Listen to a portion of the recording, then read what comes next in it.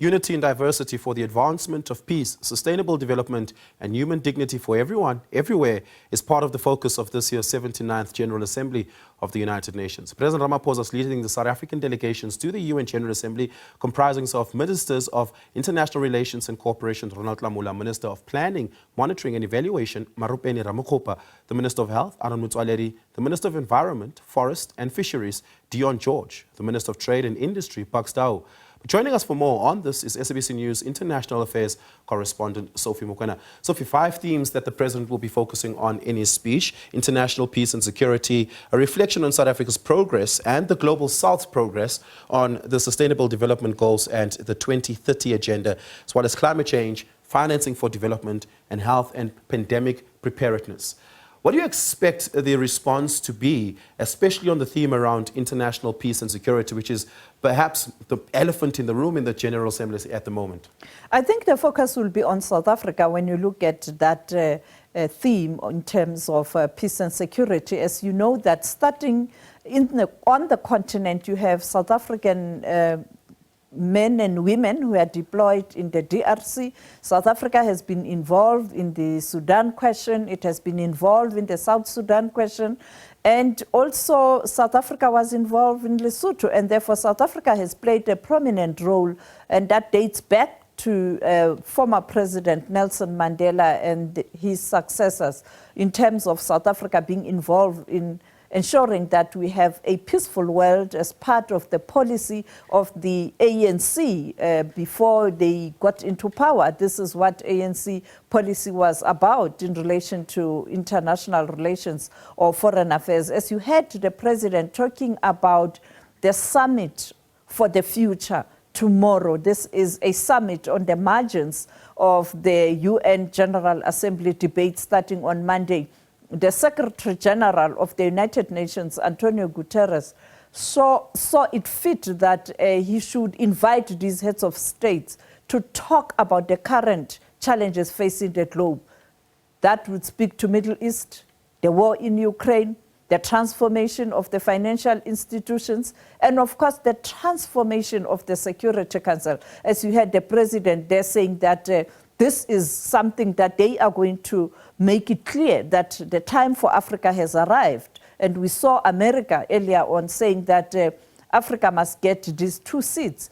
But America, with veto power, doesn't want these 2 seats to have veto powers. So why? It's almost like rotation.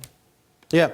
Just a few days ago, the General Assembly, for the very first time, has voted in majority for sanctions on Israel following the ongoing onslaught on Gaza. Do you expect a reflection on that in President Ramaphosa's speech, specifically given that South Africa is the main applicant in the genocide case against Israel?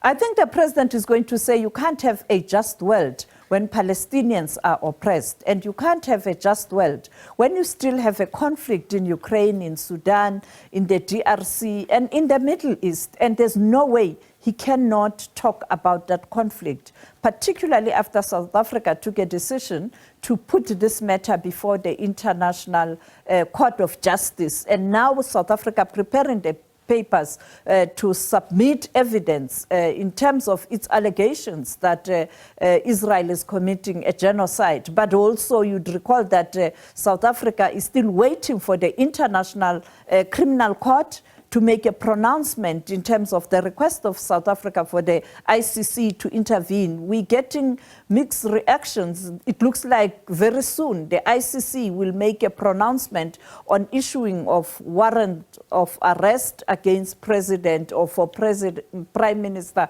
Benjamin Netanyahu. But it will not be only Prime Minister Benjamin Netanyahu. It will include the generals of the Israel Defense Force and also the leaders of Hamas. And therefore, there is just no way the President won't touch on the issue of the Middle East.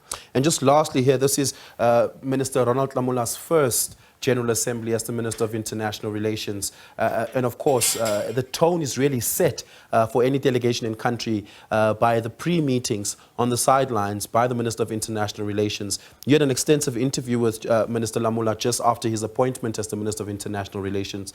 What do you expect, or at least what do you see him contributing at his first General Assembly as the new minister? I think as a young person, he has to bring that vibrant voice in terms of the voice of the young people on international matters, because they are the ones who are going to inherit this world. And therefore, they want a developed, peaceful, and a progressive world. And I think his responsibility is to fuse in the youthfulness of the foreign policy, particularly when you look at issues that are related to development and the issues that are related to the economy of the globe.